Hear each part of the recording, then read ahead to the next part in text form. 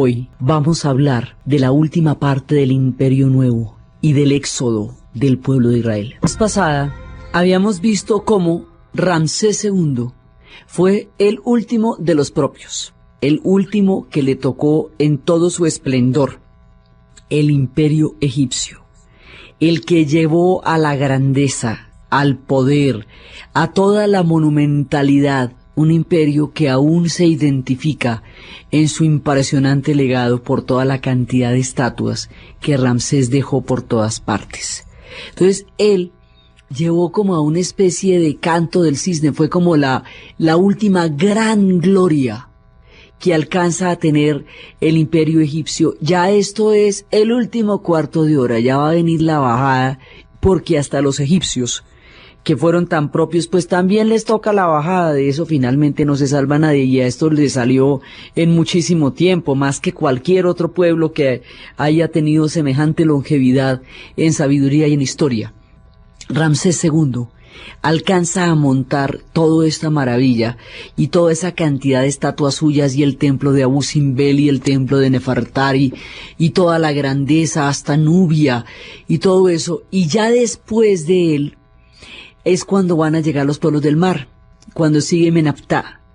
Ahí en ese momento es cuando vienen los ataques por el Mediterráneo, que hasta entonces se había constituido en una barrera natural por la cual no entraban los enemigos, y había logrado mantener durante mucho tiempo toda esta continuidad próspera del imperio de los egipcios. Entonces ahora quedan, ya en la bajada, cuando los pueblos del mar eventualmente van a terminar poniendo en muchísimos aprietos a los egipcios, y ya se acerca el fin del imperio nuevo. Ya no serán, ya después de Meneptah, va a venir Ramsés III, y finalmente él va a nombrar a un sacerdote, Eritor, como sacerdote de Amón.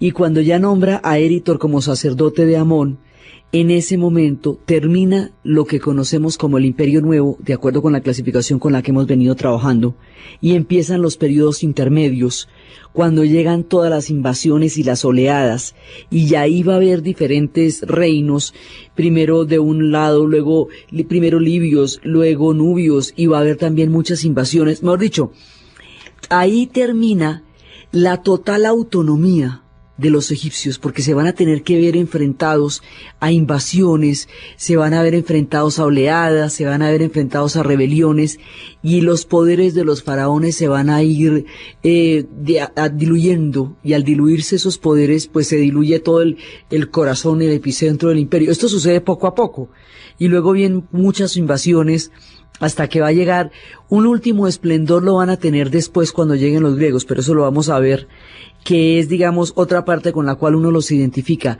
Pero el imperio como imperio propiamente dicho, en total capacidad, respaldo y gobierno de los egipcios como egipcios, decae 2 o 3 faraones después de Ramsés, y luego empieza otra vez un último periodo intermedio.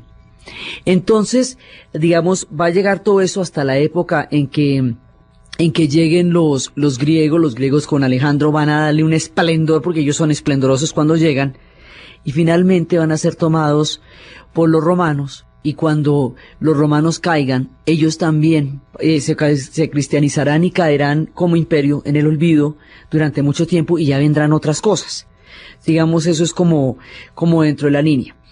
Entonces, en el último periodo del Imperio Nuevo, entre Ramsés II y Meneptah, entre esos dos, ocurre un episodio que no tiene mayor figuración dentro de la cultura, dentro de la historia de los egipcios, es decir, no está registrado dentro de los egipcios, son pocas alusiones, no es fácil de rastrear dentro de la historia de los egipcios este episodio del que vamos a hablar, pero es absolutamente trascendental dentro de las historias de los otros pueblos, y va a repercutir de una manera determinante sobre la historia de los egipcios del futuro.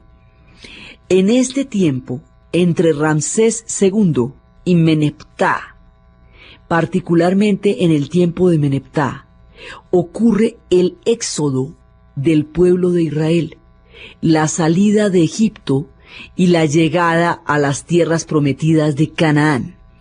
Ese éxodo va a crear todo el imaginario de lo que se va a llamar la ley mosaica.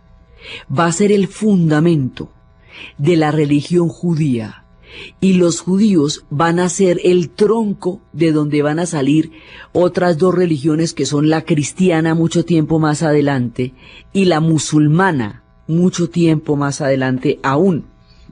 Esas tres religiones, el judaísmo, el cristianismo y el islam, van a determinar la historia de Egipto en el futuro, porque cuando caiga el Imperio Romano, Egipto será cuando caiga el Imperio de Occidente, Egipto va a quedar dentro del Imperio de Oriente.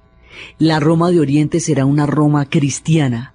Egipto se va a volver una sociedad copta, es decir, cristiana egipcia. El tiempo de los faraones caerá en el olvido. Durante mucho tiempo serán un país cristiano de Oriente, dentro de los primeros que van a conocer el cristianismo, porque están muy cerca al epicentro del cristianismo, que es esta tierra de Canaán y Palestina. Más adelante, después de toda una historia fundamental del mundo copto y cristiano, van a llegar el Islam.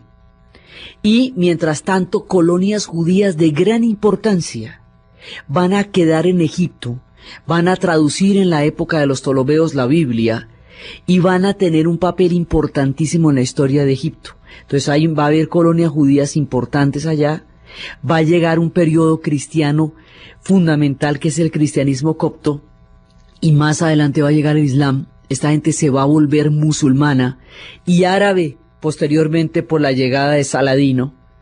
Y todo eso que pase de ahí en adelante, es decir, desde el momento en que el imperio del mundo de la religión de los faraones pase al olvido, a finales de la era romana, en adelante, todo lo que les pase va a estar fundamentado o gravitado o determinado por este imaginario histórico y religioso y bíblico y místico que creó el Éxodo. Entonces, este pedazo del Éxodo, este capítulo, que no está muy registrado, porque acuérdense que los egipcios no hablan sino de lo que les parece sensacional. Entonces no hablaban de los Hicsos, ni hablaban de las rebeliones que van a tener los esclavos en esta época. Fue en tiempos de Ramsés que se esclavizaron a los hebreos, porque Ramsés, ellos ya no tenían las referencias tan amables y tan vistosas de José, los esclavizaron, y fue en tiempos de Meneptá que fueron liberados y que sucedió todo lo del Éxodo. Entonces todo lo que le va a pasar en el futuro Egipto está determinado por este capítulo del Éxodo, incluidas las guerras del siglo XX que se van a dar contra el Estado de Israel, cuando el Estado de Israel se vuelva a crear en 1948, después del Holocausto, después de la diáspora, después de 2000 años de ausencia en Europa, en Alemania y en España. Cuando se cree el Estado de Israel, eso va a generar toda una transformación del mundo árabe y va a dar lugar a una cantidad de guerras y de conflictos que están determinados por el imaginario de este pueblo del Éxodo también, que tiene una repercusión histórica en el futuro impresionante. Entonces, esto que no está muy registrado para los egipcios, que no es un capítulo que ellos particularmente evoquen, va a ser una variante que va a determinar su historia de una manera impresionante cuando se acabe el tiempo de los faraones. Entonces, por eso hay que ubicarlo dentro de la historia de Egipto, porque de aquí para adelante esto va a tener muchísimo que ver con todo lo que contemos. De una u otra manera, lo que venga de la cultura egipcia en el futuro estará determinado por lo que significó el Éxodo. Entonces hay que contarlo porque es fundamental para la formación del futuro Egipto y de los pueblos de Occidente y de Oriente y de los pueblos monoteístas. De aquí se va a derivar una parte troncal de la historia y una parte fundamental de la Biblia y de los textos de la Torá, todo eso. Entonces la cosa va de la siguiente manera. Ramsés II va a esclavizar a los hebreos junto con otros pueblos. Y cuando llegue Meneptá, en tiempos de Meneptá va a venir una oleada de los pueblos del mar. La oleada de los pueblos del mar. ¿Quiénes son los pueblos del mar? Los griegos cuando chiquitos. Los griegos cuando chiquitos eran pueblos del mar que asolaban el Mediterráneo. Antes de volverse los propios y los tremendos y los guau, eran pueblos que asolaban las costas del Mediterráneo. Después conformarían una cultura colosal que revertirá sobre los egipcios, enriqueciéndolos también y enriqueciéndose del legado y de la grandeza de los egipcios. Ahí habrá una simbiosis bacanísima en tiempos de Alejandro, más adelante. Ahorita los griegos están chiquitos. Cuando los griegos estaban chiquitos, estaban en la guerra de Troya, y esto todo es en el tiempo de Meneptá. Llegan los pueblos del mar, y aquí va a pasar una cosa. Los hititas, aquí solamente hay dos imperios poderosos hasta donde hemos visto en este momento. Los hititas, que están en el Asia Menor, y los egipcios. Los hititas van a ser asolados por los pueblos del mar. Y los egipcios van a enfrentar una oleada de pueblos del mar que bajan por el Mediterráneo. Esto debilita a los dos imperios. Y al debilitarse los dos imperios, y al replegarse ese poder, entonces los esclavos van a poder liberarse, van a poder rebelarse y van a poder regresar a sus tierras. Si no se debilitan los hititas y los egipcios, si la oleada de los pueblos del mar no hubiera sacudido los cimientos de la seguridad del imperio, no se hubiera podido dar un chance para los pueblos que estaban sometidos por los egipcios, para que los hebreos salieran de Egipto, se fueran hacia Canaán, la conquistaran y tuvieran un periodo de esplendor en el que pudieran crear los reinos de David y Salomón. Entonces ellos, digamos, todo eso no hubiera pasado si no se debilitan los imperios donde ellos estaban cautivos. Y es ahí donde los pueblos del corredor, es decir, el corredor que queda entre el mundo de los hititas y el mundo de los egipcios, ese y el corredor que queda entre los pueblos de la media luna fértil del Tigris y el Éufrates, el corredor que queda en todo eso es la Cananea, es Palestina. Entonces esos pueblos van a tener un cuartico de hora en el momento en que los imperios que están al lado y lado se debilitan, ¿sí pilla? Entonces eso es lo que va a pasar, y por eso es que a Meneptá le va a tocar el éxodo. Entonces ahí hay una papaya, como quien dice, una papaya que le permite a un poco de pueblos que de otra manera no hubieran podido desafiar semejante poder tan grande, empezar a pensar en una rebelión y en una salida y en una búsqueda de las tierras originales y del mito de toda la evocación de la tierra prometida. Entonces, en ese momento, cuando las cosas están así de bravas, cuando los pueblos del mar están asolando a los egipcios y a Meneptá le toca enfrentar eso y le toca ver cómo se debilita y mira a ver cómo hace, y los hititas por el otro lado también están bastante resquebrajados. En ese entonces contaban durante muchas generaciones los textos que se conocían como de historia sagrada, eso lo contaban de memoria. Entonces decían, habiendo Moisés avanzado en edad, dolíase del padecimiento de sus hermanos. Tenía ya 40 años cuando un día, viendo a un egipcio que pegaba a un hebreo, fue tal su indignación que le mató y le sepultó en la arena. A consecuencia de este acto, tuvo que marcharse de la corte de Egipto. Fue acogido benévolamente en el país de Madián por Jetro, sacerdote del Altísimo, quien le dio por esposa a una de sus hijas y le confió el cuidado de sus ganados. Un día que Moisés los apacentaba, allí vio al pie del monte Horeb una zarza que ardía sin consumirse.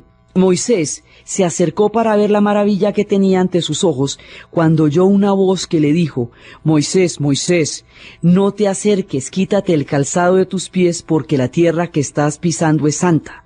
Yo soy el Dios de tu padre Abraham, de Isaac y de Jacob.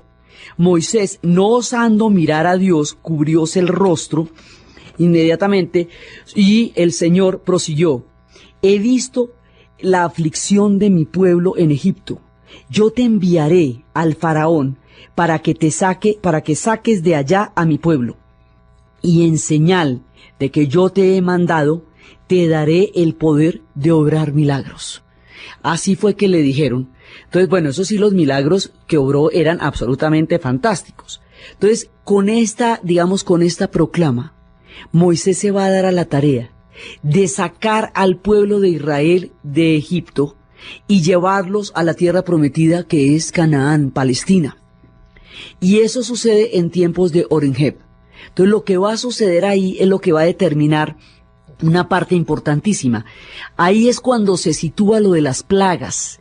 Y se cree que las plagas tienen una explicación histórica en la cantidad de asolados que fueron los pueblos del mar y de cómo trajeron muchísimas desgracias sobre Egipto. El asunto es que la salida, el orden de la salida y todo lo que el pueblo hebreo tuvo que hacer para salir de Israel, de Egipto, para llegar a la tierra prometida, se va a convertir en el fundamento del rito, en el fundamento de la doctrina, en el fundamento de toda la mirada cósmica y mística que ellos tienen del mundo, y por eso, paso por paso, esto va a ser importantísimo para la identidad y la formación del pueblo hebreo. Cada uno de los ritos que se van a dar, lo van a tener que utilizar los hebreos en el futuro, cuando tengan otros éxodos y otras deportaciones, porque la obediencia a cada uno de esos ritos es lo que ha dado su condición de permanencia en la historia.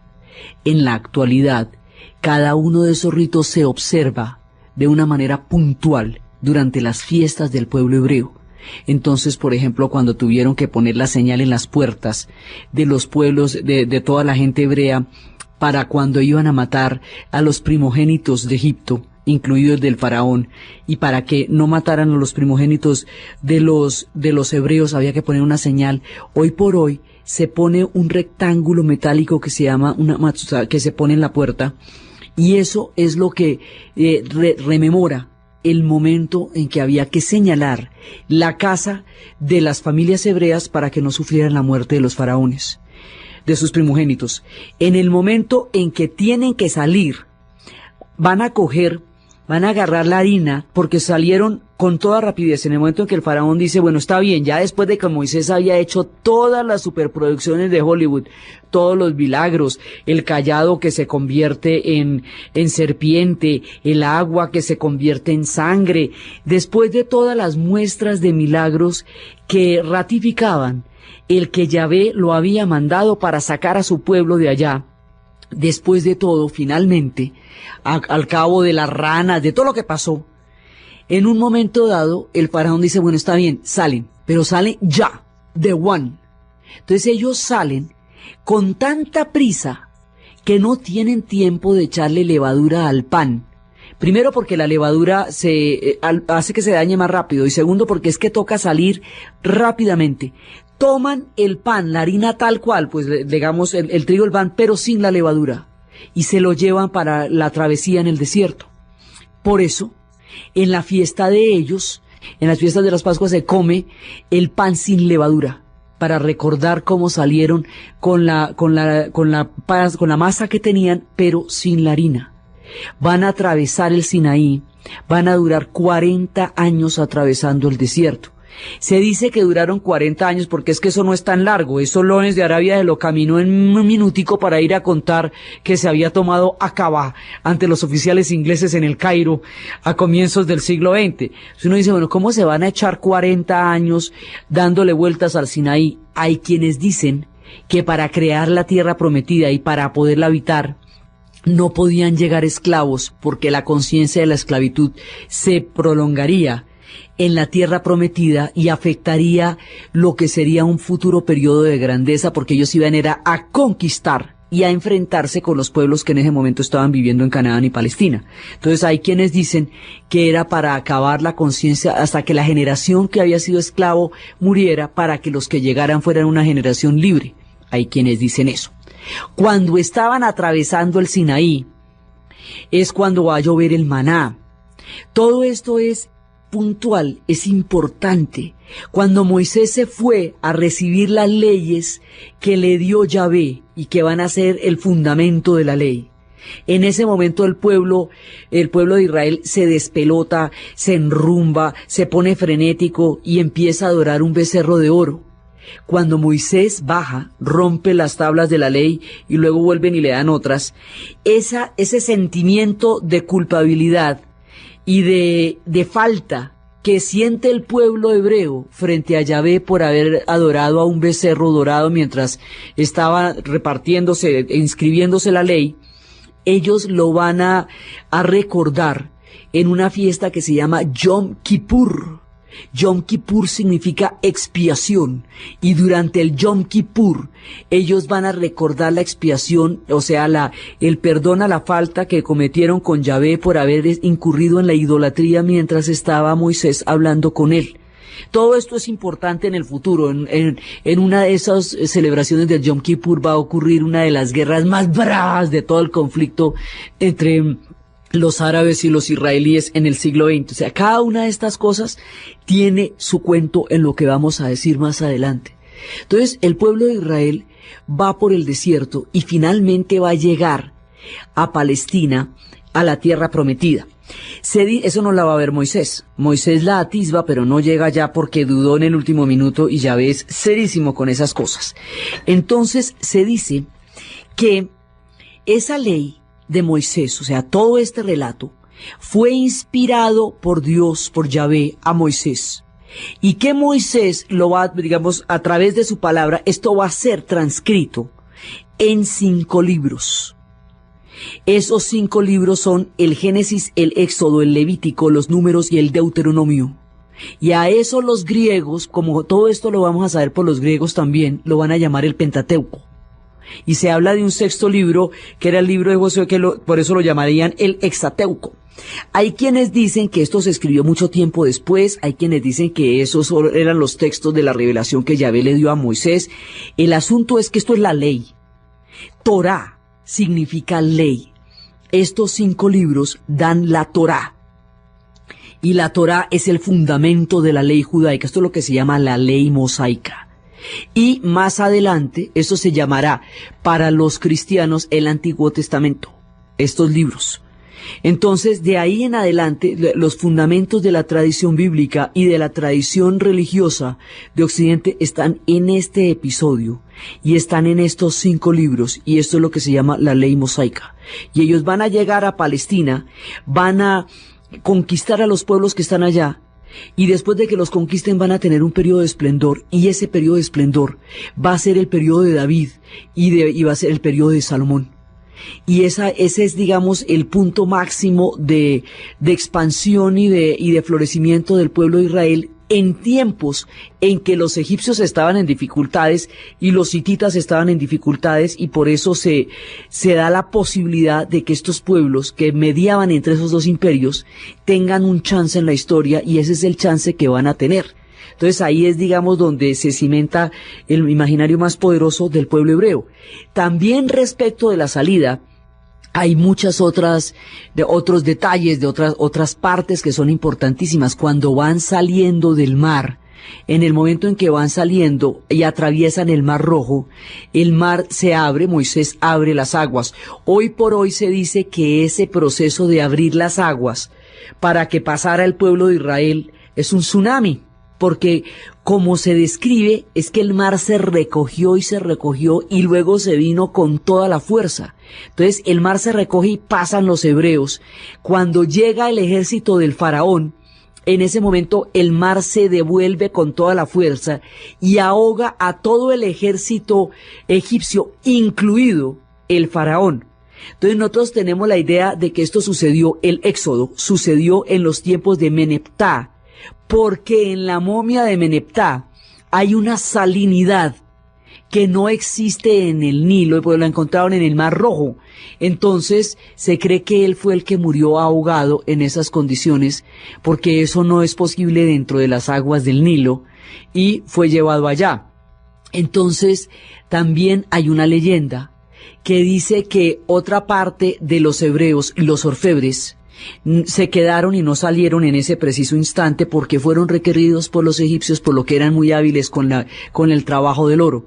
Al producirse esta oleada del mar ahogando al ejército hebreo, al ejército egipcio. Los egipcios consideraron que habían hecho trampa, porque esto se supone que se iba a hacer sin dioses, y Yahvé había traído el mar para ahogar el ejército de los egipcios. Entonces esos hebreos que se quedaron, que cuenta la leyenda que se quedaron, tuvieron que salir después, y los estuvieron persiguiendo hasta que un mar de arena los cubrió, hizo que los egipcios no los encontraran y que se fueran a las altísimas mesetas de Etiopía, y en las altísimas mesetas de Etiopía se asentaran y crearan otra rama, una rama que no conoció a Moisés, una rama de donde va a venir la reina de Saba. Y mucho tiempo más adelante, cuando la reina de Saba conozca al rey Salomón, es que volverán a entrar en contacto con el judaísmo del cual vienen originariamente, y de la historia de la reina de Saba y el rey Salomón viene una filiación de un antiguo judaísmo, muy antiguo, premosaico, que más adelante serán los falashas en los años 70 en Israel, cuando aparecen judíos negros que tienen todas las características del judaísmo y que van a ser admitidos como tales. De la reina de Saba y del rey Salomón viene también la filiación de los Rastafaris a través de la figura de Haile Selassie en Etiopía, y del futuro éxodo de los judíos a la Babilonia, cuando sean más adelante deportados a la Babilonia, viene toda y destruido su templo, porque los hebreos llegan a Palestina. En Palestina van a crear su templo, van a vivir frescos de la vida, van a conquistar y van a tener su templo, van a vivir de la manera más maravillosa, y en ese momento van a estar un rato y van a tener toda la construcción de lo que es su mundo, hasta cuando vengan otras oleadas y se los lleven. Entonces después van a llegar los asirios, que son unos malosos, y los asirios los van a deportar. Y después de que los deporte a unos de ellos, porque van a crear las 12, lo que va a ser Judá e Israel. Entonces ahí es cuando van a estar las 12 tribus. Los asirios los van a deportar, luego los caldeos los van a deportar. Y cuando los deporten, se van a perder 10 de las 12 tribus se van a perder. Y esas tribus nunca se recuperaron. Inclusive los afganos se reclaman a sí mismos descendientes de las 12 tribus perdidas. De las tribus perdidas, solamente van a poder regresar los de Judá. Y mucho tiempo lo van a pasar en Babilonia, cuando sean deportados por los caldeos, y van a llegar a la Babilonia, y Babilonia será la tierra del exilio. Babilonia será la tierra en el punto donde otra vez han perdido toda su fuerza, y la fuerza de su supervivencia la dará por seguir los ritos y la tradición. Por eso, los pueblos que se reclaman descendientes de estas tradiciones, entre ellos los Rastafaris, hablan de la Babilonia en el mismo sentido en que lo sentían los judíos, como una tierra extraña, donde están totalmente desprovistos de su esencia, porque están en una tierra que no es la tierra que no es su tierra sagrada, que no es su tierra de origen, y a eso la llaman la Babilonia, las grandes capitales en donde hoy habitan, y hablan de Sión como la tierra donde pertenecen espiritualmente, en la misma tradición de los hebreos. Los hebreos hablan de Sión, que es la colina sobre la cual se edificó el templo de Jerusalén, como la tierra, el punto donde emana la fuerza de su religión es Sión. Sión es el estado espiritual a donde ellos pertenecen. Entonces, aquí viene toda la tradición hebrea, que va a entroncar en el momento en que salen de Egipto, atraviesan el Mar Rojo, el Sinaí, llegan a Palestina. En Palestina van a crear los reinos de David, los templos de David y Salomón, van a crear una mirada, un mundo con la ley mosaica. Ahí se van a llamar Israel, y es cuando después se van a dividir en los reinos de Israel y Judá, y luego van a llegar las deportaciones a la Babilonia, y van a regresar algunos, otros no. Pero esa es, digamos, la historia donde arranca lo que se llama la historia del pueblo hebreo. Esa historia se conoce en el mundo de los católicos como la historia sagrada, porque los hebreos y los católicos y los musulmanes tienen toda esa historia en común. Los tres creen en eso, ¿sí? Sobre todo los hebreos y los católicos, porque los musulmanes no vienen del tronco de Isaac.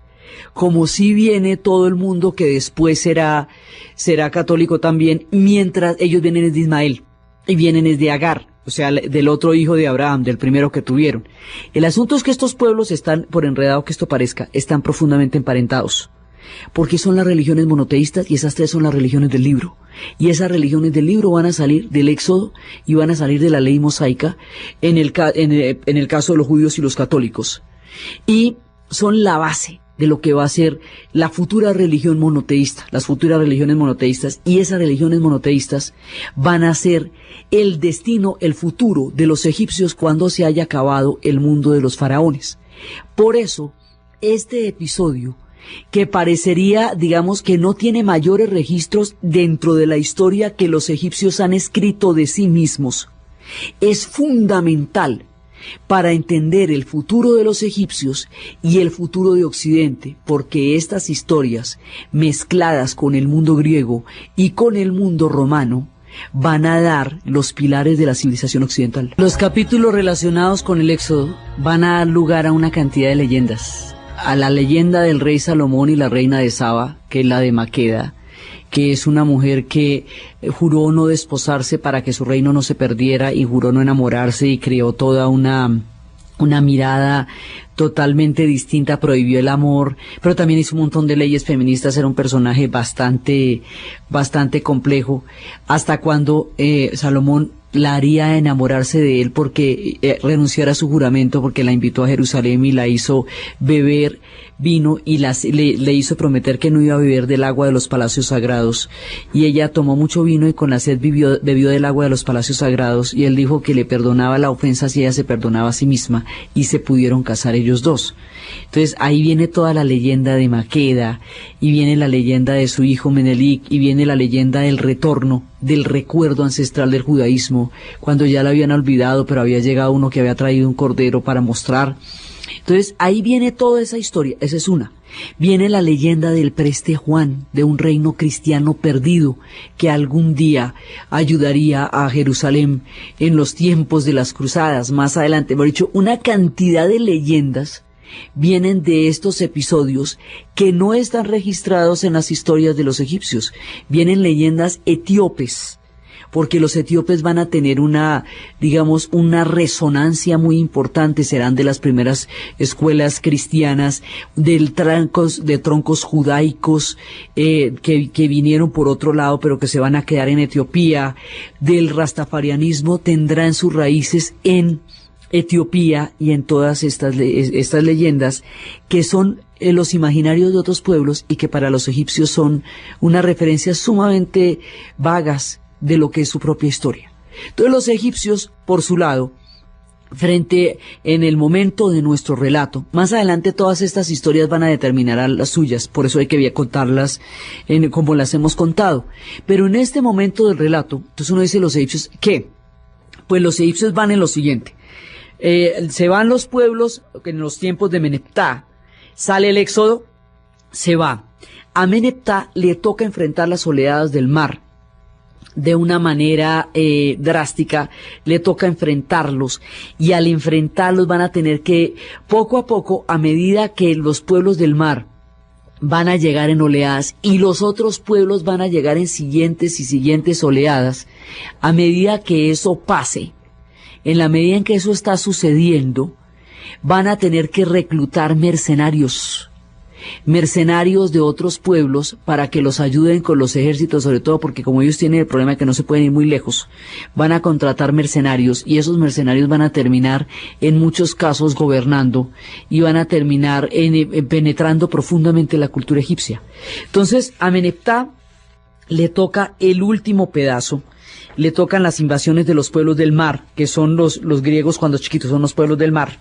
Entonces le toca la última parte, y después de que le toca la última parte, ya eso lo va a debilitar muchísimo. Se construyen los últimos templos.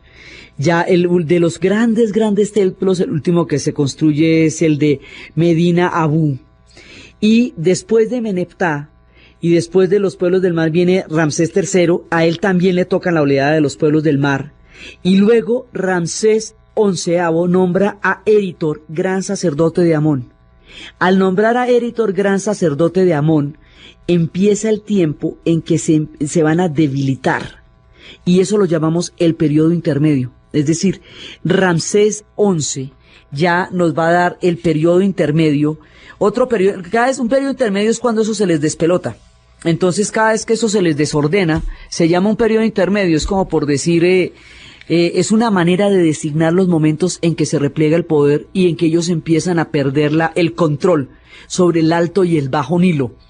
Empiezan a producirse oleadas en las cuales ellos se van a ver enfrentados a todas estas cosas. Va a haber saqueos de tumbas. Cada vez que ellos se dividen o se diluyen o empiezan a tener problemas, se alborotan los saqueos de tumbas por la cantidad de fortunas que hay ahí. Y ya después de esto viene una crisis en que Egipto se divide ya en la 21ª dinastía. Se va a dividir Egipto en el Alto y Bajo Nilo, y mientras tanto es que David está fundando su reino en Palestina, en ese momento. La dinastía número 22 va a ser una dinastía libia, porque como se divide, entonces ciertos sectores van a tomar el poder. Los libios en rigor también son egipcios, y los nubios en rigor también lo son. O sea, no es que no lo sean, lo que pasa es que son pueblos conquistados por ellos, bajo su influencia, y ya no se considera una autonomía plena de los faraones, porque ya no hay tal autonomía. Entonces se toman el poder los libios, y ahí es cuando ellos van a empezar a crear mercenarios, a contratar mercenarios porque los siguen invadiendo, y mientras tanto el pueblo, la tierra que había fundado, el reino que había fundado David, se divide en Israel y Judá, y es cuando la parte de Israel la van a asolar. Después de eso llegan los nubios, que son ya las dinastías 24 y 25, y los nubios son etíopes también, y son pueblos de la parte del Nilo que ya son como las cataratas, mucho más hacia el nacimiento del Nilo, lo que llamamos el Alto Nilo. Entonces, esa parte de ahí va a entrar, pero ya estamos separados entre el Alto y Bajo Nilo. ¿Y cuando vienen los nubios y los reinos de Kush, que es como se van a llamar a los nubios? Los nubios hoy corresponden a Sudán, corresponden a Etiopía y a Sudán, lo que hoy son los países de Etiopía y Sudán, que es una parte importantísima, pero tiene menos miniseries, porque la cantidad de conflictos que estos pueblos han tenido ha hecho que sea muy difícil rastrear la riqueza histórica que hay en ellos. Ahora es que están empezando a exhibirse sin que ellos hayan superado todavía las más duras pruebas de la historia, ahora es que están empezando a exponerse y a salir por el mundo los tesoros de los pueblos nubios, y a mostrar cómo la Nubia era una parte importantísima de la riqueza de los egipcios. Entonces los nubios van a gobernar, periodo de los Kush, y cuando los nubios están gobernando, llegan los asirios y les pegan una paliza, la cosa más tenaz.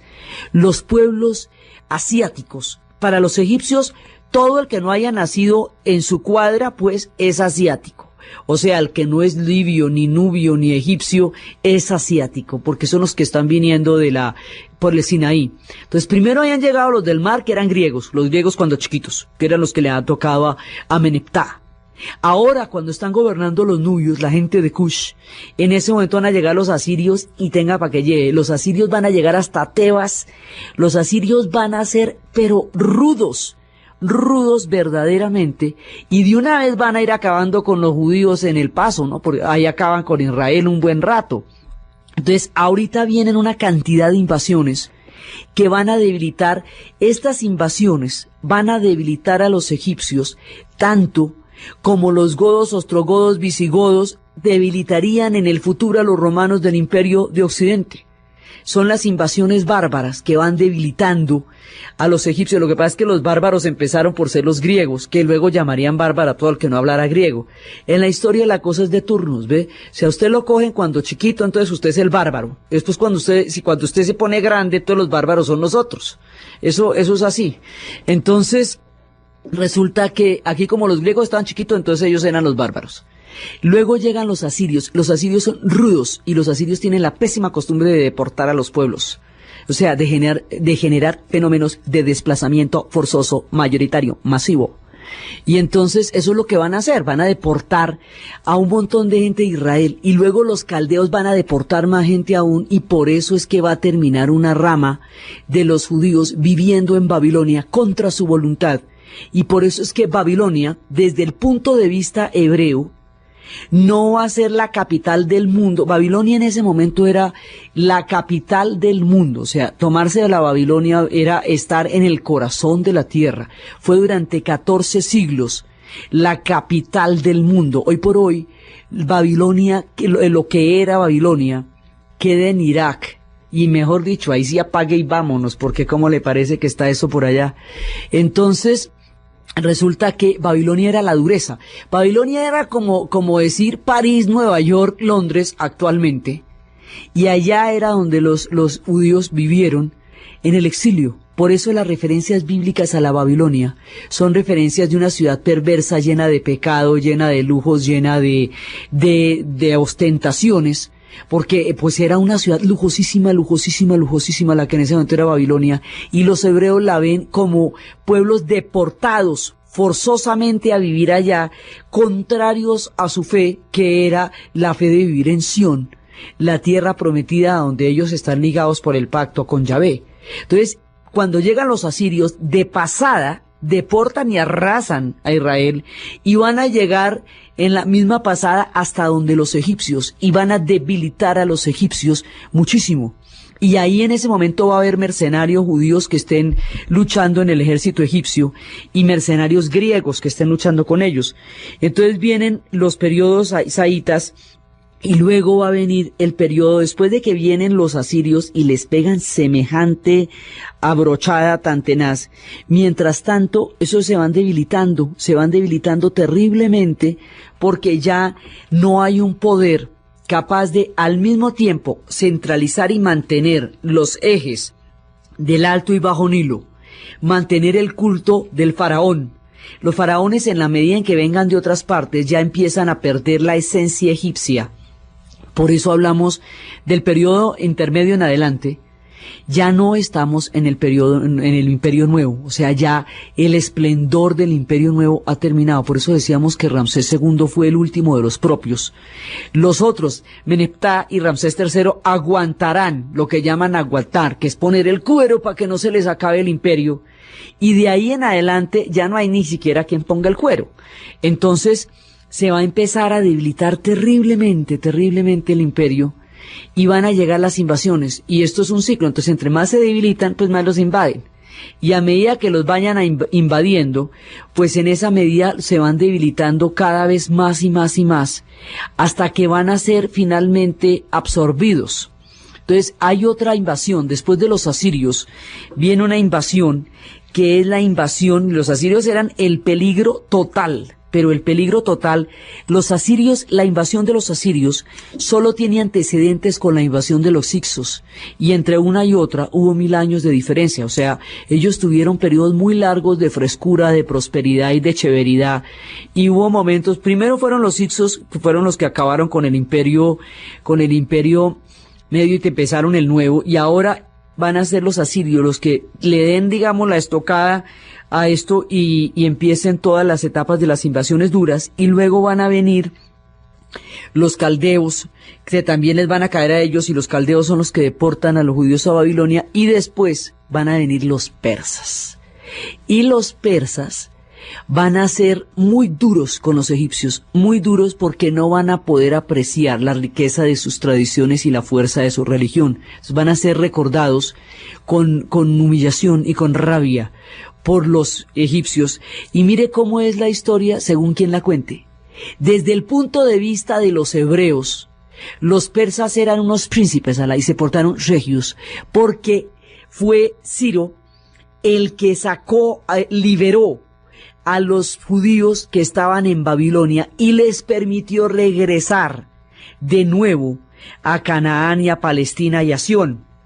Entonces, desde el punto de vista de los hebreos, los persas fueron los liberadores de su exilio doloroso y penoso en Babilonia, exilio que había determinado la destrucción del templo y que había determinado una separación dolorosísima y del que solamente sobrevivirían siguiendo cada uno de los ritos de lo que les pasó en la salida de Egipto. Cada uno de esos ritos es el lazo que ellos tienen con su propia fe. Entonces van a regresar muchos, otros no, entonces se van a quedar por el camino, pero muchos van a regresar para que pueda existir otro nuevo periodo de florecimiento del pueblo hebreo. Entonces, para los hebreos, los persas son los propios. Para los egipcios, los persas son una gente rudísima que no tenía el nivel de la sofisticación que ellos tenían, pero que en cambio intentaron imponerles sus costumbres. Para los griegos, los persas son los principales enemigos. Entonces, cada cual habla de la feria según cómo le van a ella. Para los egipcios, fueron terribles y lo recuerdan con muchísima bronca.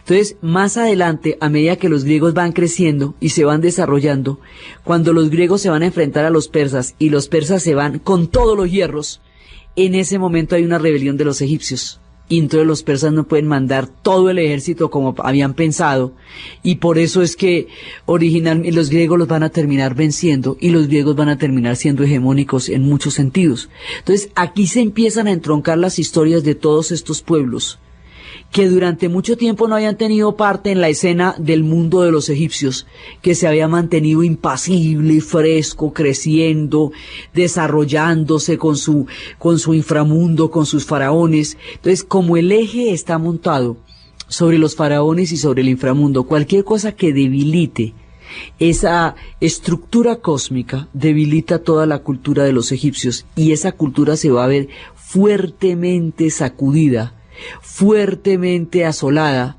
durante el tiempo de esas invasiones que afectaron muchísimo a los egipcios y afectaron a los judíos y a los hebreos, y la manera como afectaron a los hebreos es lo que está registrado en los libros de la Biblia, y como la Biblia hemos visto en la base de las religiones monoteístas, eso va a ser, digamos, una historia que se va a universalizar como una historia de fe de los pueblos que vienen de estos troncos de religiones, ¿sí? Entonces, les dan muy duro a los egipcios en este momento. Los egipcios ya pierden la capacidad de reacción, van a tener que contratar mercenarios, y al contratar mercenarios, pues eventualmente los mercenarios se van a terminar tomando el poder, que es lo que pasa siempre que usted contrata una guardia, ¿sí? Van a terminar tomándose el poder y van a terminar suplantando muchas veces. Entonces, de esta época, cuando van a llegar los egipcios, ya cuando se están debilitando ya, va a haber muchos griegos, primero como mercenarios. Los griegos eran unos soldados durísimos, entonces le peleaban a todo el mundo, peleaban con los persas, peleaban con los egipcios, peleaban con los que les diera el billete. Entonces la influencia griega va a ser muy grande durante muchísimo tiempo entre los egipcios, y esa influencia griega que va a ser tan grande durante los egipcios va a llegar a un punto en que va a aparecer un personaje, y ese personaje que va a aparecer allá, que los va a invadir, les va a dar un nuevo esplendor, ya no como un reino autónomo, pero sí un nuevo esplendor. Va a respetar, porque los egipcios finalmente sacan a los persas, y los sacan por graves y por malosos, y después van a llegar otros tipos que ya crecieron. Ya cuando lleguen ya no son chiquitos, ya son grandísimos. Van a llegar los griegos. Y la influencia griega va a llegar con el propio de los propios, Alexandros. Y eso le va a dar un nuevo esplendor y una característica diferente, porque ese será el tiempo de Alejandro y el tiempo de los Ptolomeos.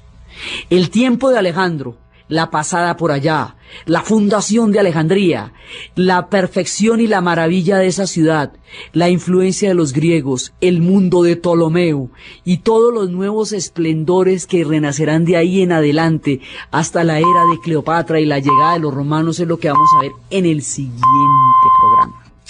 Entonces, desde los espacios de los tiempos del Éxodo, desde los tiempos de Ramsés, desde el entronque de las diferentes historias que van a formar el mapa cósmico, mítico, místico, geopolítico del complicadísimo Medio Oriente alrededor de la historia de Egipto, en la narración Diana Uribe, en la producción Jessy Rodríguez, y para ustedes feliz domingo.